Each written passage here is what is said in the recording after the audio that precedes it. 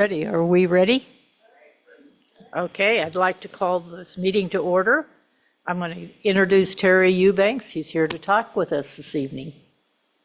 And hopefully we get to talk back. Thank you, Chair Feakin, members of the commission. Like the chair said, I'm city manager. I think I've done this once before with the commission, but unfortunately we're here again. We do have the resignation of our airport manager. I believe his last day is August 22nd. And we are actively recruiting right now for candidates. And I wanted to talk, the first round closes tomorrow. I think at this point in time, we have 11 applicants. Only 4 of those 11 honestly meet the minimums of the posting. So we'll be taking a look at those 4, and I'll be making a decision on whether we're going to extend the posting and seek some additional applicants, or we may do a couple of interviews. I don't know. I honestly have not looked at them. But before we get to, especially before we get to the interview process, what I want to have a conversation with the commission about is, you know, you got the job description, you can see everything that's in that. You know, I value your guys' opinion in what we should be looking for as the administration from your perspective when we're interviewing for these people and when we're looking to select the next airport manager for Kenai. And I just wanted to have that discussion and see if, you know, what the commission would think is most important. And we can go from there.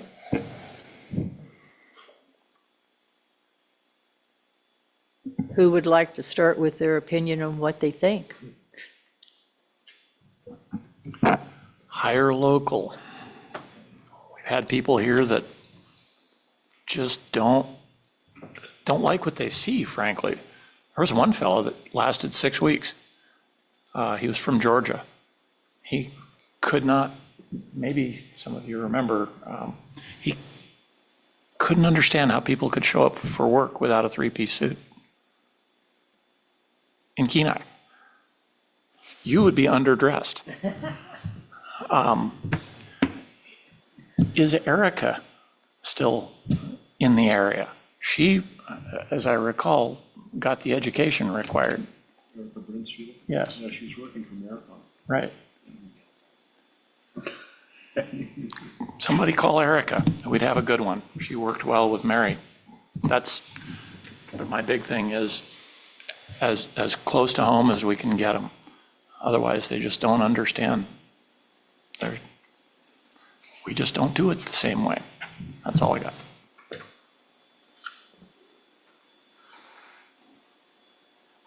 I guess for me, I would really like to see somebody that had a really solid understanding on how to work with the FAA, because grants and projects and stuff are so important to our airport. I don't think we've had that kind of interaction, and it's not a fault of our managers. They just don't have that experience with the FAA and who's here. And I think that is important that they do. And not that it has to be just, I mean, it could come from any place, but just so they understand and know how to form and have that relationship. Yeah, and you know, Chair Feakin, I mean, I totally respect that. I hope you guys can see the conflict between what you're describing and what Mr. Bielefeld's describing, right? Because that list of people that have experience working with the FAA at this level on those types of projects here locally, I think is extremely rare. But I hear what you're saying. You know, I guess the other question I would have is, I mean, when you look at the structure, what we're questioning a little bit right now is looking at the structure of the job itself. It's kind of broad, right? It's like, we need you to understand the operations side and you know, that side of life, but then we also want you to be the marketing executive for the airport, the long range planning and vision, work with the FAA, all of these things. You know, I'm questioning a little bit now, you know, are we too broad? Are we trying to get somebody with, you know, really what we're looking for is somebody with 20, 25, 30 years of experience is what our job description's written for, and I'm not sure how many of those are out there. Well, I'm not sure there's a lot of Marys, and I think maybe we need two different people. You know, one for marketing and that stuff, and one for maintenance, and that's my opinion. And I would echo that. I think we talked about that, you know, the last time this position was posted is the need to split the role into two. You really need someone who's the operations person that handles the day-to-day, that deals with all the local knowledge and know-how, and then someone else that can be your grant writer, your marketer, your one looking forward. But finding someone that has both is, I mean, it's hard to do, and it's just a lot of work. Even if you find the person that can do it, this airport's busy and it's growing. I mean, if you look at the amount of operations we have going on this summer, we're beyond a point where it's one person. It really needs to be two people. And maybe it's not necessarily splitting the job, because there's always going to be an airport manager. But if you don't want to go for another position to help with some of these, is maybe a third-party organization to help with the grant writing, the AIP, and some of that can help,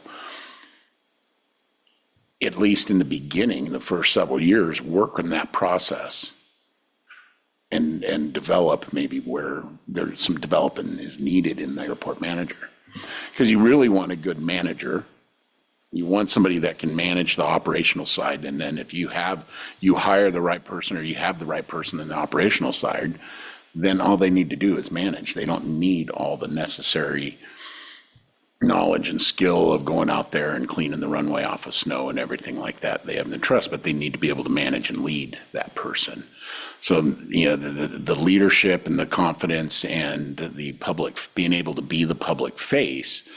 But we may have to consider not necessarily another FET for a position like you're talking about, but there are consultants and stuff that do help in that realm.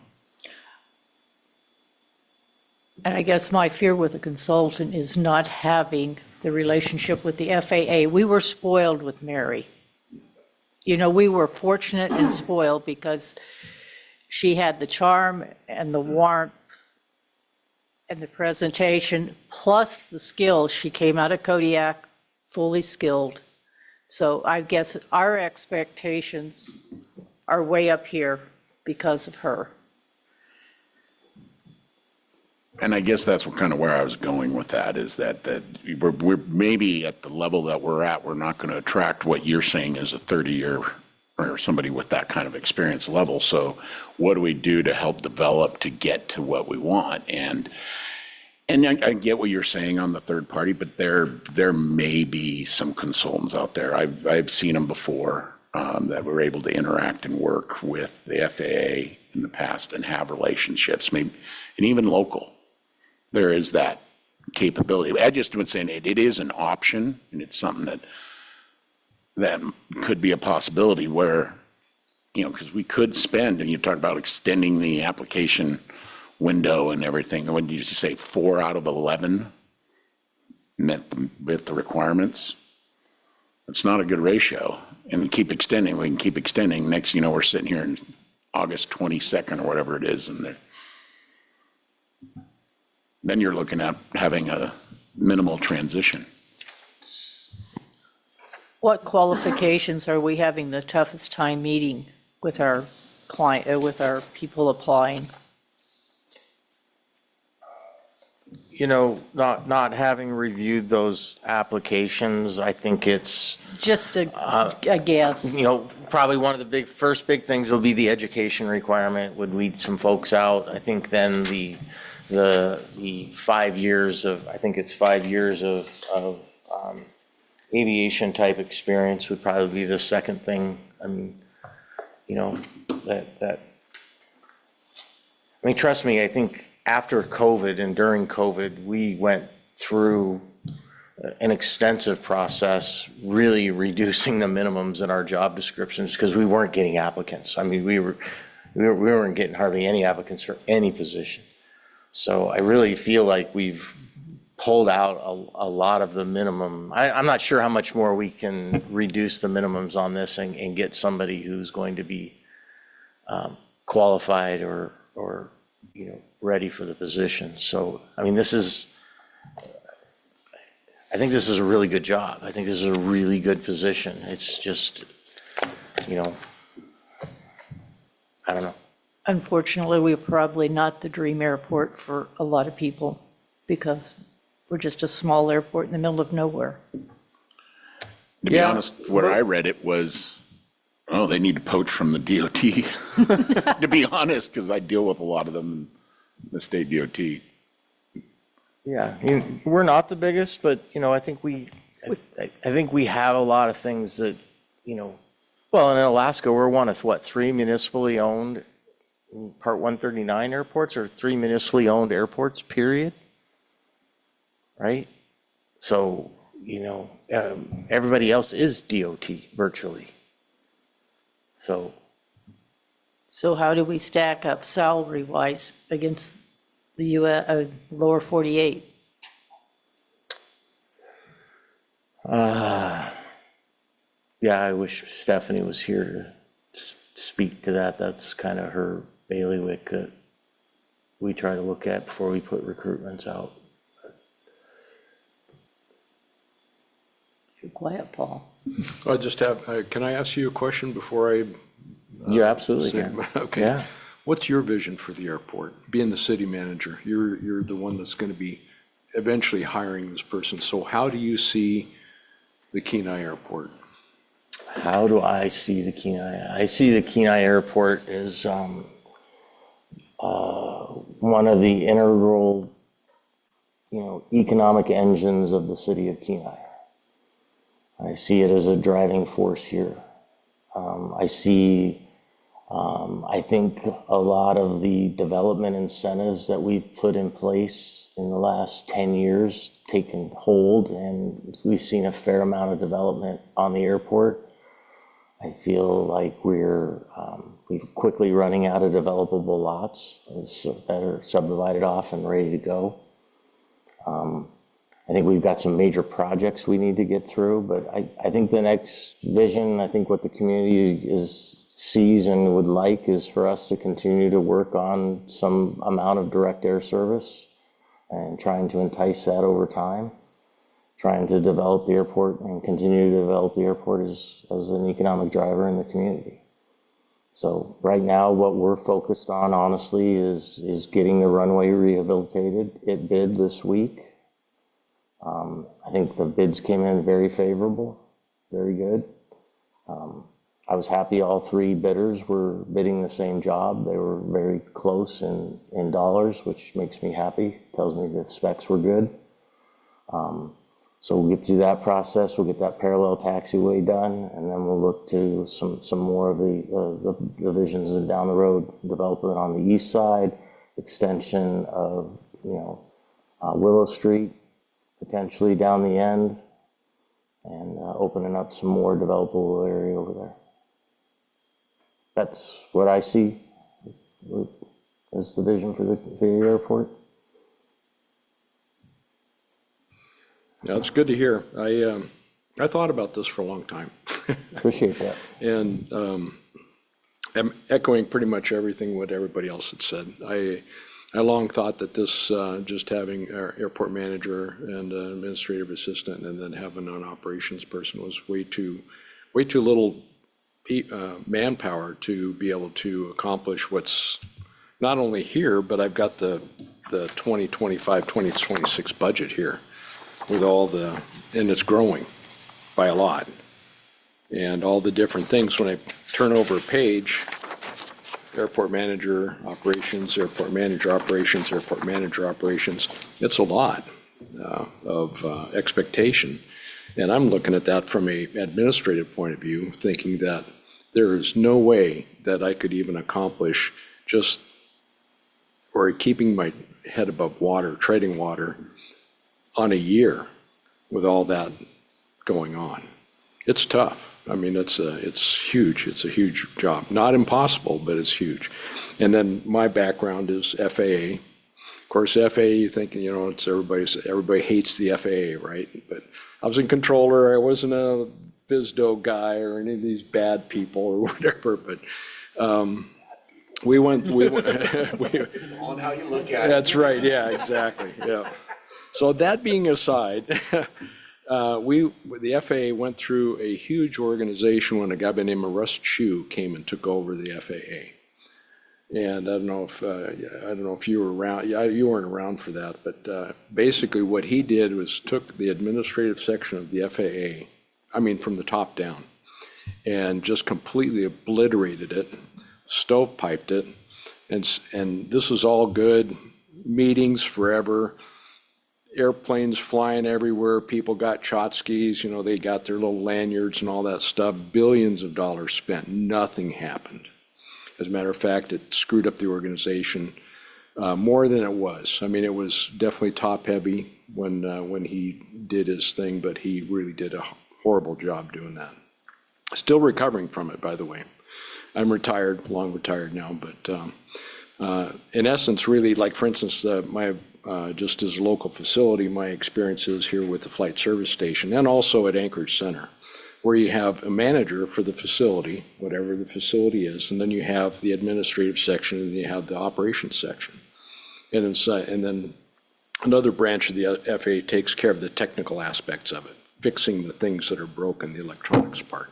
But let's just talk about the air traffic section. So you have the administrative section, they're in charge of the training aspect, making sure all the personnel things are done, and also doing all the other things that happen, admin, like you were talking about outreach, talking about different things to be able to do and be the face of the airport.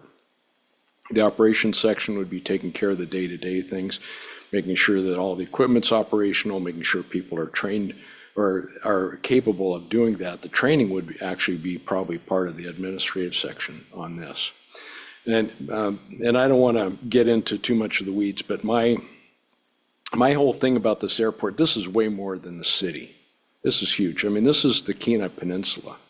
This is the airport for the Kenai Peninsula. That was demonstrated here a few years ago. I don't know, it's probably about 7 or 8 years ago now, when the two avalanches closed down the highway for a couple weeks.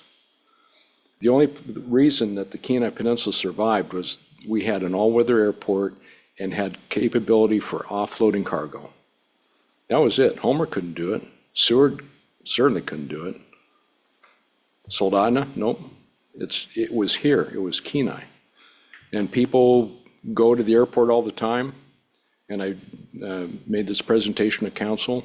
They send people off to college here. They welcome back people from the military here that have gone overseas. They travel to and from for work, and it's just a busy spot. It is interwoven with the Kenai Peninsula, so it's a lot larger than that. Not only that, we have a population base that is really close to the airport. Everything to the west of the airport, a lot of housing there. As we grow, noise is going to be a huge issue. Public outreach has to be one of the focus items of the airport if you split it up from an administrative section. I think it was last spring, we talked about, talking about the annual reporting requirements. One of the things we're talking about underserved segments of the population, how we are going to outreach to them and saying, hey, look, this is affordable transportation for you, whatever the thing was on that. That would all be part of that. Just being able to market the airport. When's the last time the airport had an open house? And I'm not talking about the airfare. An open house, just to say, hey, look, this is what the airport does for the community, what the airport does for the Kenai Peninsula, and continues to do and will do in the future, and it's growing. So if you know that we have noise or whatever, and we have all these different things going on, it's probably going to be more, but that's going to be progress for us. It's going to give us capability, especially if in parentheses, this gas line thing goes through. So all those different things rolled into one, just being able to say to everybody, just saying, hey, look, this is the center of the Kenai Peninsula when it comes to air transportation. There is no other. Nobody else has this capability. So support your airport, support whatever you have going on there, because when you do go and greet loved ones in the summertime for tourists or tourists just coming in off an airplane, and we got a beautiful terminal now. Don't get me wrong, it's nice. But all that requires maintenance and requires marketing. Like, and I was just saying the other day, why does Coca-Cola advertise? Does anybody here know anybody who doesn't know what a Coke is? Or Pepsi, for that matter, because there's a rivalry between the two. Or Red Bull. Talk about success. Unbelievable. Why do they advertise? Why do they have to advertise? Everybody knows who they are. They advertise because they have to. They have to keep their name out front all the time. All the new flavors, every now and again, they've got focus groups for doing all this stuff. And I realize that's a level way above what we got here, but not in the sense of making sure that the community knows what a value this airport is. So wrapping that up, you have an airport manager. You got a manager for this, what I would just throw it out for the jewel of the Kenai Peninsula from an air transportation perspective goes. A manager to make sure and oversee and make sure that all the I's are dotted and the T's are crossed, making sure those funds come in, like you were saying, even possibly going out and getting a consultants, maybe if you have a specific project to go in for getting grants, whatever, like we did the leakage study, that's a good example of that. And then have somebody that's managing the administrative part of it, and then somebody managing the operations part of it. And I really do think that type of a structure will be a springboard to further growth for the airport. That won't be the top limit, that'll be the starting point. Because really, if, and from a real estate perspective, housing market is tight. Why is the market tight? People are moving here to the peninsula, not just Kenai, but there's just nothing available. So, staying ahead of the game and being able to attract some talent, I really wish that somebody locally would be able to, to be able to take this over. I really do, but I don't know if the talent is there or if anybody wants to do that. But anyway, that's my couple of minutes worth, whatever.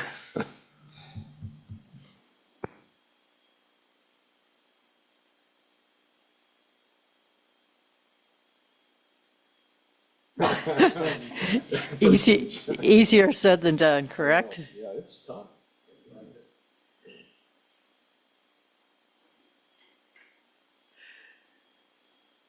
So, in your opinion, what should we be looking for? I mean, putting your criteria aside, what do you think is important? I think, well, you asked the $6 million question because I think what I'm about to say might be a little bit contradictory to what you said. My focus this time, I think, more is on somebody with the ability to market the airport.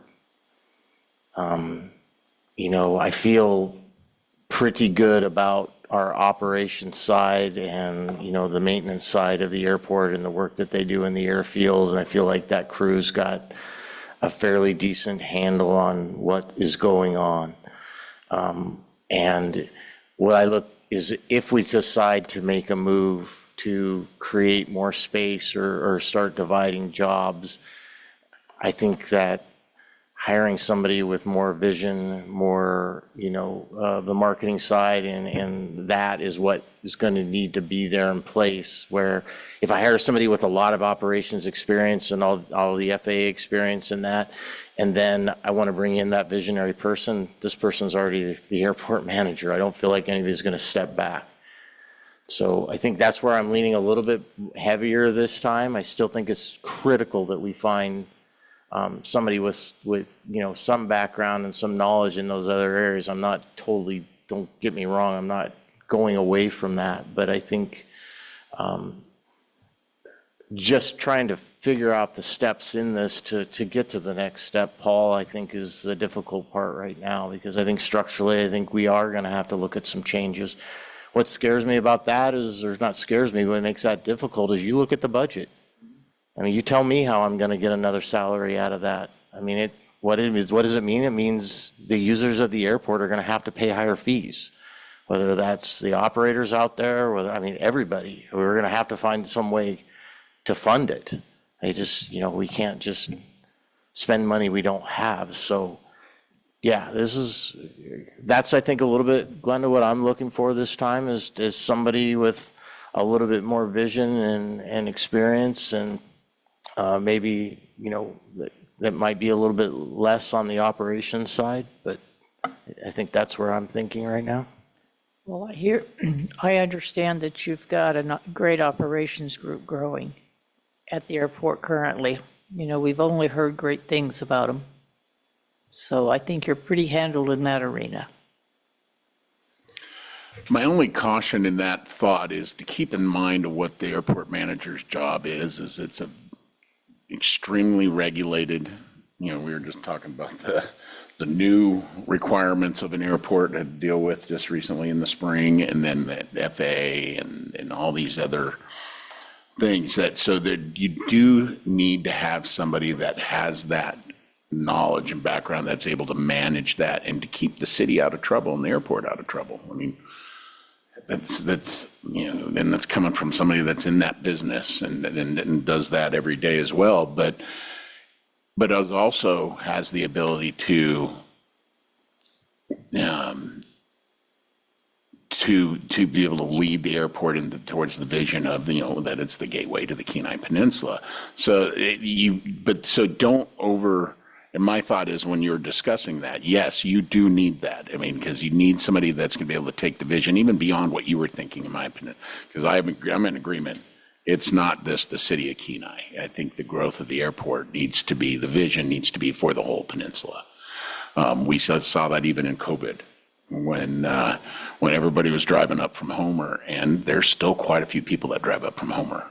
But you can't let that technical knowledge and the regulatory knowledge and know-how go away as well and not be there. There needs to be some strength there as well. So you got to find that right balance. I agree. And I guess and I don't know that I articulated it very well, but the last two airport managers we've hired both came out of the operations side. Both had an extensive background in operations. And I think, you know, both had strengths, both had, you know, things that they had to, you know, continue to work on and grow in their careers. And, but I think some of those areas where I saw, I think we needed a little bit more was on the vision side, and that, so I'm not discounting the operations side. I'm just saying the last two we've hired strictly came pretty much out of operations, and it hasn't been all that fruitful so far. So looking to maybe change a little bit of the emphasis, but your point is well taken. I mean, you know, we have to play very nicely with the FAA, and we do play very nicely. I mean, the other thing that's changed, you guys got to understand that the other thing that's changed in our environment is, you know, yeah, we lost an airport man. We didn't lose. We had an airport manager retire after many, many years, and she was phenomenal with her relationships and things. But a lot of the same people aren't in Anchorage at the FAA that we were working with anymore. These are all new people, and they're totally different. So, I mean, all the rules are changing here. You know, the only thing I can say is that, you know, we're continuing to do well in the grants arena. I mean, we've got, you know, a $19-20 million, you know, air runway rehab project that's going to happen. Bids were just over 18 million to rehab that runway. So we'll be writing that grant here in the next month.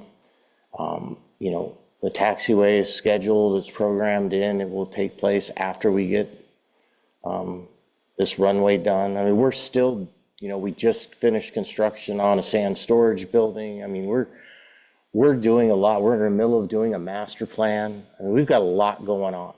That's one thing Derek echoed to me, and he wasn't saying this because he felt like he was necessarily overworked or something, but the other airports that he worked at, he's like, man, Terry, they would be ecstatic to do one of these projects. And we've got multiples of these going on, and we've got way less people than any of them ever had.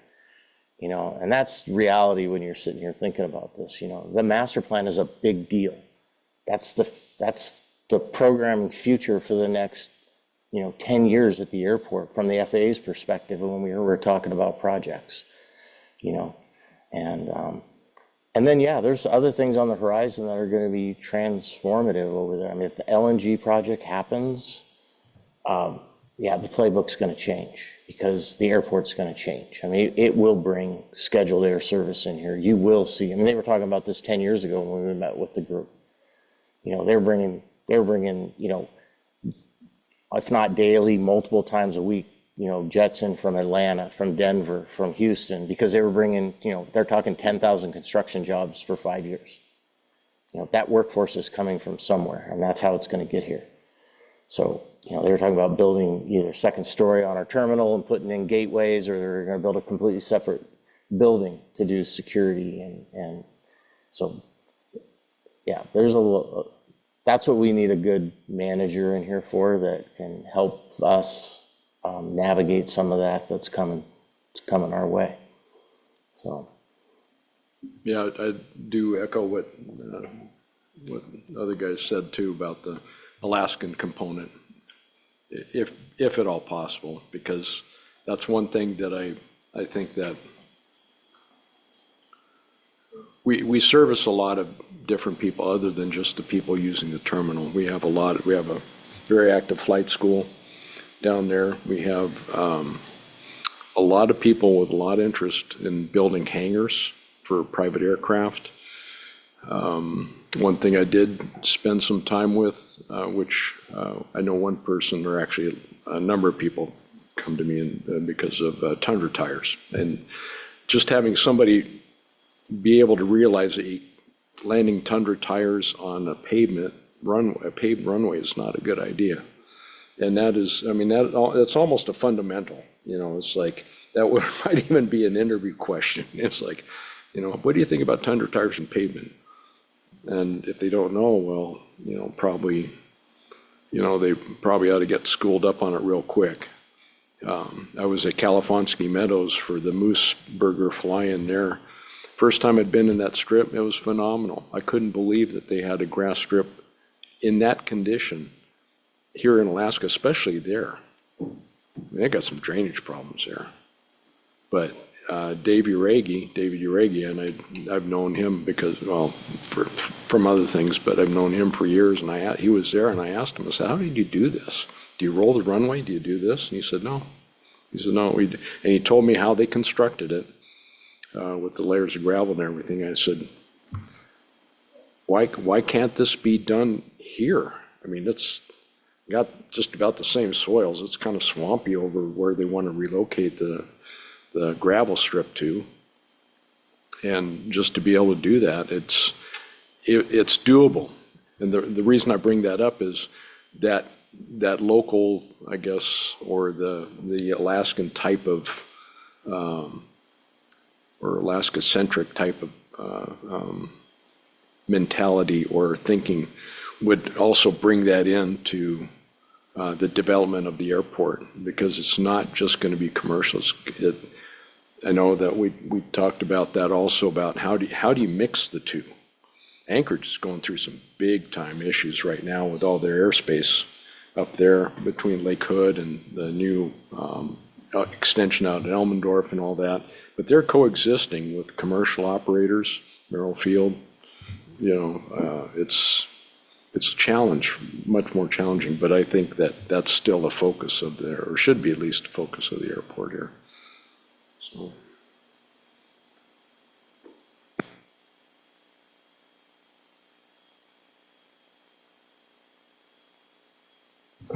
Any more thoughts?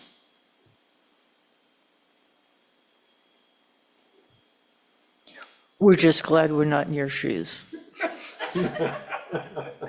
Well, I'll throw one more thing out there, and, I think it doesn't matter who we end up hiring. I think for the next airport manager in Kenai to be successful, that we're going to have to work together. I mean, I think this commission can be instrumental in assisting that individual in getting to know this airport, getting to know the history. You guys know the history of the airport. I've lived here a long time. I'm not going to tell you I know the history of the airport. So I want to work together. Maybe we should plan an open house for the new airport manager. What can we do as the commission and the city manager's office to help the next person we bring here be successful? So think about that a little bit, but I think if we work together, we have a much greater chance that, if we're able to find the right person, we'll be able to get that right person in here and get them up to speed faster and make them more successful. So, I would like to do that with the commission if the commission's open to that. On my end, I think one of the things I've seen and, talked to with both the last managers is trying to encourage in their first weeks, lean on this group. And I think if we have maybe even more support from you towards that, not that you haven't, I don't know, but I just know it seems like when things come to commission, it's after everything's done. There's been an idea, there's been a plan, it comes to us, and all of a sudden we have something sitting on our desk that do we recommend this to council? Where I think we have a lot of people that would love to be part of making the sausage a little bit more and helping with those decisions and educating along the way. And by the time most things get to us, the sausage is made. And I think you've got a lot of skill set up here and experience that could help a lot of those things along if better utilized by the airport manager and by the city. And again, I understand there's some complications on the city administrative side that make that a challenge. I totally respect and understand that. But I think if we were more involved at ground level of things, not just at a approval after everything's done, I think there's a lot that could be contributed that we're not able to do because, again, by the time it makes it to us, it's like, oh, well, here it is. Do we say yes or no? But, haven't been able to really contribute.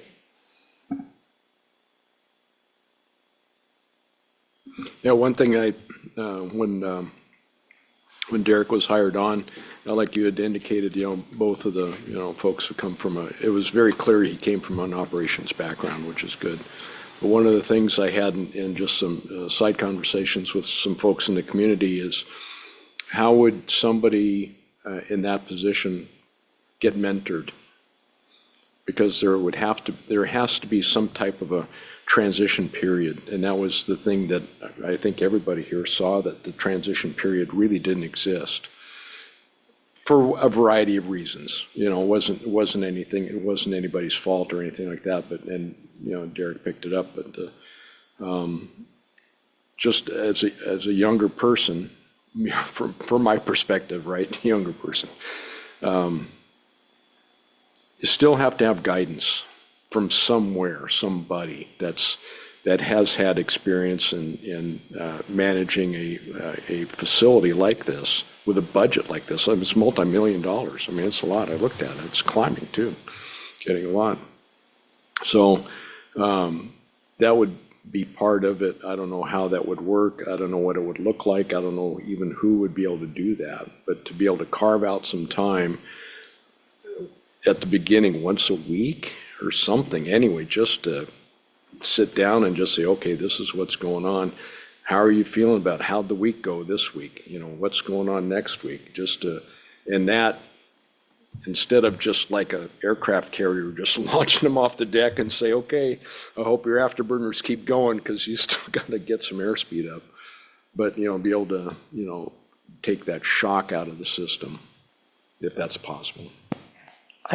I don't know if Mary is still out there and available for some consulting.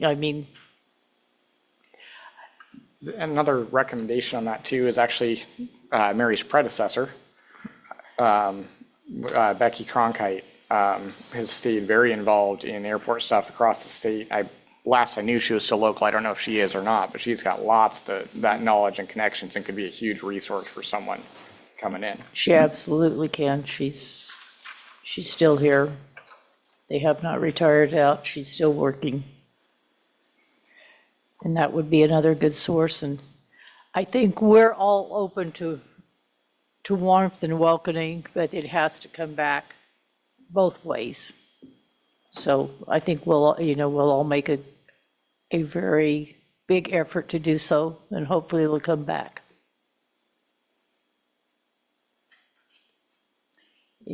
Any other comments? I can't believe it, we're commented out.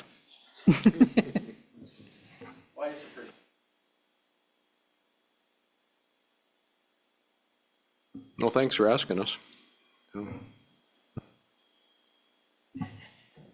And while we got you captive, and I shouldn't do this, but I'm going to, and I'm sorry. But is there any hope for gas pumps that work? Now you are. Are they on again? They had them back up a couple weeks ago, and so unless they went back down, they're back up and running. I'll show you a picture of what it looks like a couple days ago. Which one? Crowley's working. Not Crowley, I'm talking about the one across there. Oh, Will Pond one. Okay, never mind. Don't know about that. Yeah, it's, Crowley one is cranky, but it works. here's what, See all the things you don't know?